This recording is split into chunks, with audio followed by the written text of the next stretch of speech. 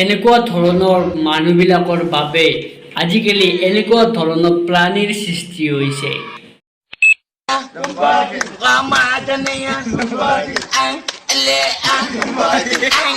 Better মুখৰ ভাজ নাচইকিয়া।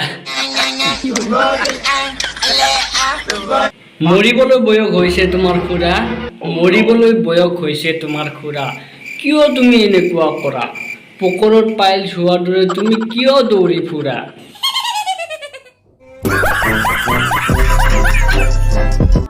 তুমি মোক ধোকা দি বেলেগৰ হোৱাৰ পিছতো ধোকাটো দিবই তোক, কাৰণ তোৰ মুখখনত দাড়িৰ বাহিৰে তোৰ মুখ কোনখান গমেই নাপায়। মোৰ এই চুটমানি মনটোৱে কি কলি তই? মোৰ এই চুটমানি মনটোৱে रुको जरा सबर करो। এতিয়া আপোনালোকক দেখাবলৈ ওলাইছো হিজৰাৰ মালিক।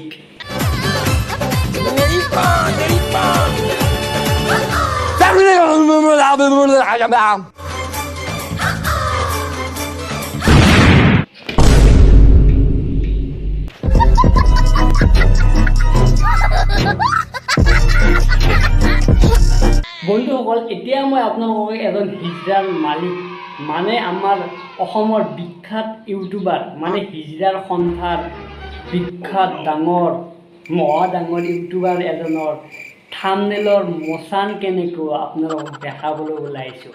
প্ৰথম থাম্বনেইলখন হৈছে তেওঁৰ বাইক চলাবলৈ ভয় লগা হ'ল, মোৰ ডাঙৰ বেমাৰ এটা আছে। এতিয়া আমি বেমাৰটো চাম, কি বেমাৰ? পকৰত ৰকেট বম ফুটাই দিলোঁ।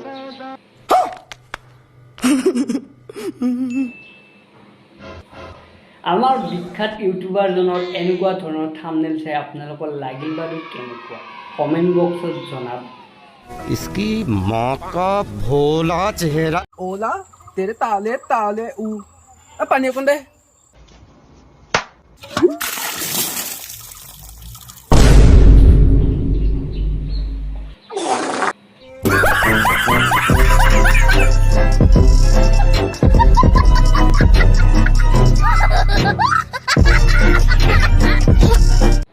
বন্ধুসকল, আজিৰ ভিডিঅ'টো ইমানেই আছিল।